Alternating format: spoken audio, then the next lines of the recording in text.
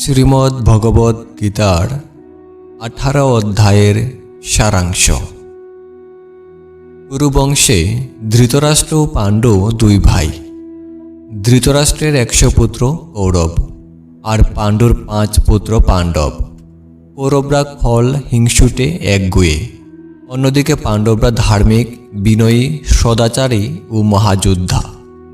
কৌরবদের জ্যেষ্ঠ দুর্যোধন পাণ্ডবদের প্রাপ্য রাজ্য দিতে না চাইলে কুরুক্ষেত্রে যুদ্ধের আয়োজন হল।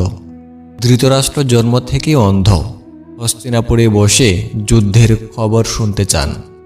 ব্যাসদেবের কৃপায় সঞ্জয় দিব্যদৃষ্টি লাভ করে 500 মাইল দূরের যুদ্ধক্ষেত্রের সকল কিছু দেখতে ও সকলের কথা শুনতে পেলেন। ঠিক বর্তমান যুগের টেলিভিশনের মতো তিনি যুদ্ধক্ষেত্রের সমস্ত ঘটনাবলী বলতে লাগলেন ধৃতরাষ্ট্রকে। ধৃতরাষ্ট্রের প্রশ্নের উত্তরে সঞ্জয় বলতে শুরু করলেন, কৌরবদের 11 অক্ষৌহিণী সেনা ও পাণ্ডব পক্ষে 7 অক্ষৌহিণী সেনা কুরুক্ষেত্রের যুদ্ধক্ষেত্রে দাঁড়িয়ে আছে।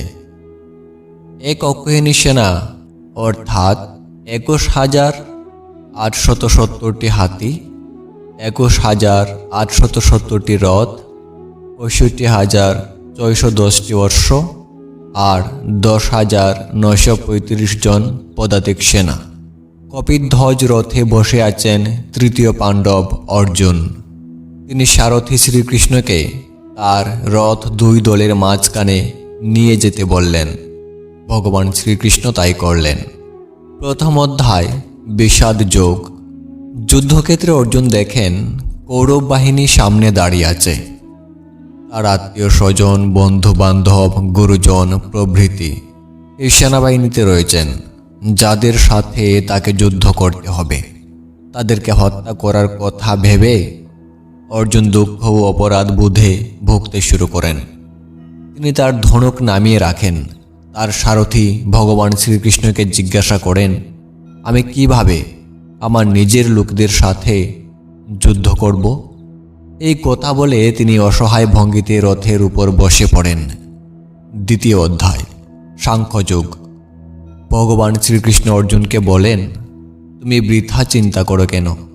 আত্মা অমর, সে কখনো মরে না, শুধু এই শরীর মরে। এই পৃথিবী এবং এর মানুষ তোমার সৃষ্টি নয়। ওদের প্রেমে নিজেকে জড়াচ্ছ কেন? তাদেরকে হারানোর শোক কেন? তারা সবাই এর পূর্বে বহুবার মারা গেছেন এবং তাদের জন্ম হয়েছে প্রত্যেকবার। ধর্ম রক্ষার জন্য এই যুদ্ধ তোমাকে করতেই হবে। এটাই হলো একজন ক্ষত্রিয়ের কর্তব্য। এই কথা শুনে অর্জুন শ্রীকৃষ্ণকে বলেন যে তার মনে এখনও অনেক সংশয় আছে। এরপর তিনি শ্রীকৃষ্ণকে সবকিছু বিস্তারিত বলার জন্য অনুরোধ করেন। তৃতীয় অধ্যায় কর্মযোগ। শ্রীকৃষ্ণ বলেন, হে অর্জুন, এই পৃথিবীতে প্রত্যেকের নিজের কর্তব্য পালন করা উচিত, কিন্তু ফল প্রাপ্তির আশা করা উচিত নয়। কোনো কিছুর আসক্ত না হয়ে কাজ করতে হবে এবং সেই কর্ম ধর্ম অনুসারে করতে হবে। সমস্ত কর্ম ঈশ্বরের প্রতি উৎসর্গ করা উচিত। এমনকি যদি তুমি যুদ্ধ না করো তবে সেটাও একটি কর্ম হবে, কিন্তু এর ফলে পৃথিবীতে পাপী লোকের সংখ্যা বাড়তে থাকবে, যার ফলে সর্বত্র পাপ ছড়িয়ে পড়বে। এজন্য তুমি তোমার মোহ ছেড়ে যুদ্ধ শুরু করো, এটাই তোমার কর্তব্য। চতুর্থ অধ্যায় জ্ঞানযোগ।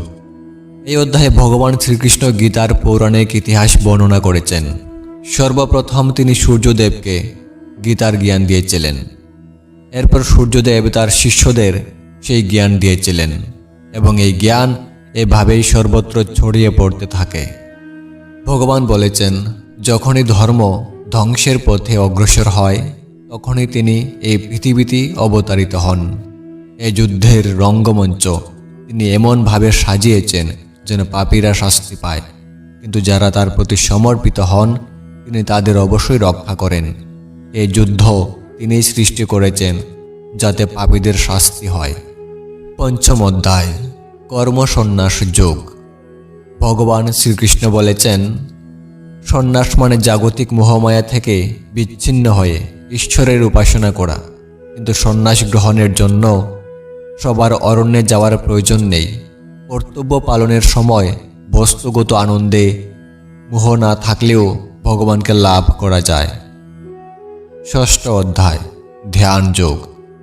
ধ্যানের মাধ্যমে একজন মানুষ তার ইন্দ্রিয়কে নিয়ন্ত্রণ করতে পারে। বাইরের জিনিস থেকে মনোযোগ সরিয়ে শুধুমাত্র ঈশ্বরের ধ্যান করা উচিত। নিরন্তর অনুশীলনের মাধ্যমে ধ্যানকারী যোগী হয়ে ওঠেন। তিনি প্রকৃত সুখ পেতে শুরু করেন এবং কোনো কিছু নিয়ে চিন্তিত বা ভীত হন না। তিনি ভগবানের ভক্ত হয়ে যান। ধ্যানের শেষ অবস্থা হল সমাধি। এই পর্যায়ে পৌঁছে যোগী ঈশ্বরের সাক্ষাৎ পান। সপ্তম অধ্যায়, বিজ্ঞান যোগ। ভগবান শ্রীকৃষ্ণ বলেছেন যে মহাবিশ্বের সবকিছু তার দ্বারা সৃষ্ট, সবকিছুতেই তিনি উপস্থিত। সূর্য, পৃথিবী, গ্রহ, নক্ষত্র, জ্ঞান, বিজ্ঞান, ইন্দ্রিয়, সুখ, দুঃখ, পাপ, পুণ্য ইত্যাদি সবই তার তৈরি। যারা জ্ঞানের দ্বারা এই বিষয়টি বুঝে তারা ভগবানের ভক্ত হয়ে যান। যারা সন্দেহ করে তারা জগতের জড় বস্তুর প্রতি নিবেদিত হয়ে পড়ে, আর এটাই হয় তাদের দুঃখের কারণ। তারা কখনো বৈকুণ্ঠ বা মোক্ষ পায় না এবং মৃত্যুলোকে বারবার জন্ম নিতে হয়, পার্থিব দুঃখ কষ্ট ভোগ করতে হয়। অষ্টম অধ্যায়, অক্ষর ব্রহ্মযোগ। এই অধ্যায়ে শ্রীকৃষ্ণ অর্জুনকে ব্রহ্ম ও আত্মা ইত্যাদি সম্পর্কে বলেছেন। কৃষ্ণ বলেন, অহম ব্রহ্মাস্মি, অর্থাৎ আমি ব্রহ্ম।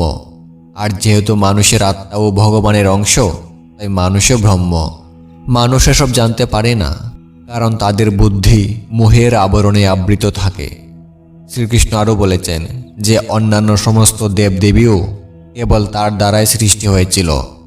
তাঁর আরাধনা করা মানেই পরম ব্রহ্ম অর্থাৎ শ্রীকৃষ্ণের পূজা করা। যারা কৃষ্ণের ধ্যান করেন এবং মৃত্যুর সময় কৃষ্ণের উপাসনা করেন, তিনি তাদের মোক্ষ অর্থাৎ মুক্তি দান করেন। নবম অধ্যায়, রাজগুজ্জ যোগ। এই অধ্যায়ে শ্রীকৃষ্ণ বলেছেন, পৃথিবীতে সবচেয়ে বড় রহস্য হল কৃষ্ণই ঈশ্বর। তিনি মহাবিশ্ব সৃষ্টি করেছেন। প্রতিটি কোণাতে তিনি বিরাজমান। এগুলো বুঝা মানুষের নিয়ন্ত্রণে নয়, কিন্তু তার উপাসনা করে যে কেউ তাকে লাভ করতে পারেন। উপরন্তু এই ভক্তি সন্দেহ ও সংশয়হীন হওয়া উচিত এবং এর মধ্যে শুধু ভগবান শ্রীকৃষ্ণের প্রতি ভালোবাসা থাকা উচিত। দশম অধ্যায়, বিভূতি যোগ।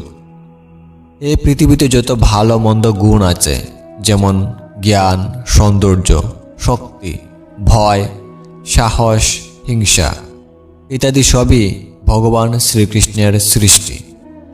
যারা কৃষ্ণে বিশ্বাস করে তারা ভালো গুণাবলী অর্জন করেন, আর যারা তা করে না তারা খারাপ গুণাবলী অর্জন করেন। ঈশ্বর তাদের উভয়কে তাদের কর্ম অনুসারে উপযুক্ত ফল বা শাস্তি প্রদান করেন। একাদশ অধ্যায়, বিশ্বরূপ দর্শন যোগ। এই অধ্যায়ে শ্রীকৃষ্ণ অর্জুনকে তার বিরাট রূপ দেখান। অর্জুন দেখেন যে এই রূপ 3 জগৎব্যাপী বিস্তৃত। সমগ্র বিশ্বে তার প্রতিচ্ছবি রয়েছে। তার 4টি হাত আর আছে অসংখ্য মাথা। কিছু মাথা নিখুঁতভাবে ভীতিকর এবং কিছু সৌম্য দর্শন।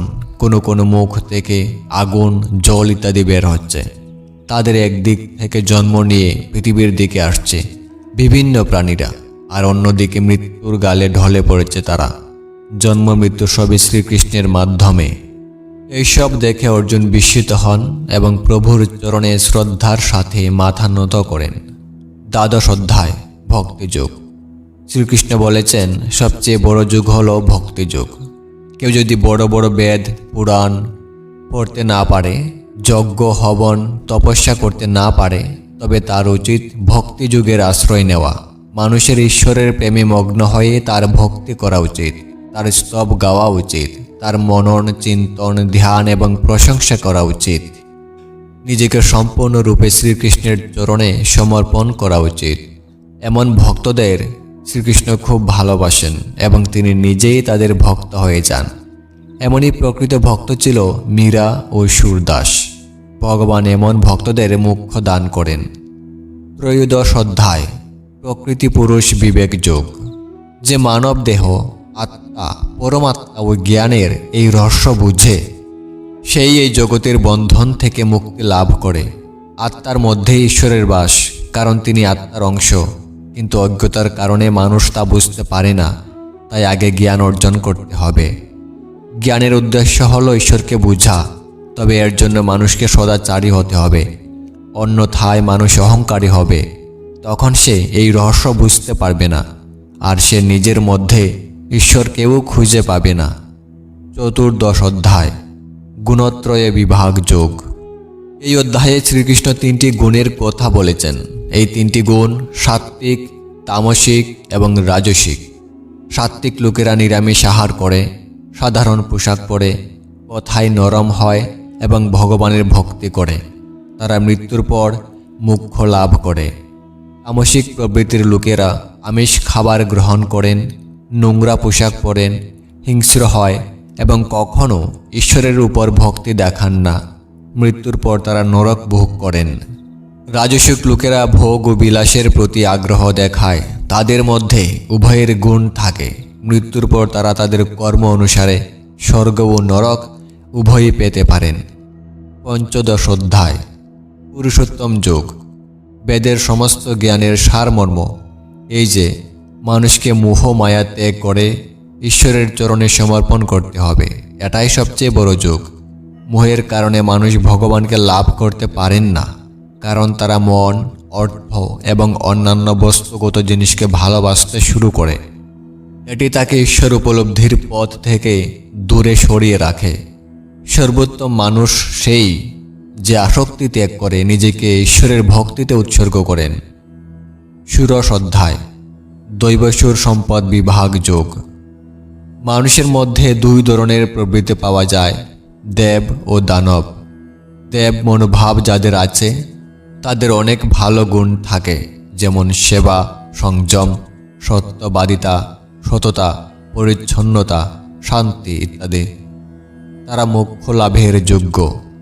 বিপরীতে আসরিক প্রবৃত্তির লোকেদের মধ্যে খারাপ গুণ থাকে, যেমন অহংকার, ঈর্ষা, ক্রোধ, কাম বাসনা, লালসা, হিংসা ইত্যাদি। তারা নরক লাভ করেন। সপ্তদশ অধ্যায়, শ্রদ্ধত্রয় বিভাগ যোগ। অর্জুন জিজ্ঞাসা করলেন, বেদ ও পুরাণ ছাড়া যারা নিজ ইচ্ছায় ভক্তি করতে চায় তাদের কি করা উচিত? ভগবান শ্রীকৃষ্ণ বলেছেন, তাদের উচিত ওম তৎসৎ অনুসরণ করা। ওম মানে ঈশ্বর, তৎ মানে মোহ থেকে দূরে থাকা, সৎ মানে সত্য। অর্থাৎ একজন মানুষের মোহ মায়া থেকে দূরে থেকে সত্য পথে চলে ঈশ্বরের উপাসনা করা উচিত। এমন মানুষকে ভগবান নিজের আশ্রয়ে নিয়ে পরিত্রাণ দান করেন। অষ্টাদশ অধ্যায় অর্থাৎ শেষ অধ্যায়, মোক্ষ যোগ। এই অধ্যায়ে ভগবান শ্রীকৃষ্ণ অর্জুনকে মোক্ষ লাভের পথ ব্যাখ্যা করেছেন। তিনি বলেন যে মোক্ষ লাভের জন্য একজন মানুষকে সমস্ত জিনিসের প্রতি আসক্তি ত্যাগ করে সম্পূর্ণরূপে ঈশ্বরের কাছে আত্মসমর্পণ করতে হবে। আমাদের জীবনের প্রতিটি কর্ম শুধুমাত্র শ্রীকৃষ্ণকে উৎসর্গ করা উচিত। তার প্রতি পূর্ণ আস্থা রাখা উচিত, তার পূজা করা উচিত এবং সন্ন্যাসীর মতো সমস্ত বস্তু থেকে মোহ ত্যাগ করতে হবে। এভাবে জীবনযাপন করলে মানুষ অবশ্যই মোক্ষ লাভ করবে। শেষে শ্রীকৃষ্ণ অর্জুনকে বলেন যে সে যদি এখনও যুদ্ধ করতে না চায় তবে সে চলে যেতে পারে, কিন্তু বিধির বিধান হবেই তার পরিবর্তে অন্য কেউ যুদ্ধ করবে। কিন্তু অর্জুনের সমস্ত সন্দেহের অবসান ঘটেছিল। তিনি ভগবান শ্রীকৃষ্ণকে প্রণাম করেন এবং ধর্মযুদ্ধের জন্য প্রস্তুত হন।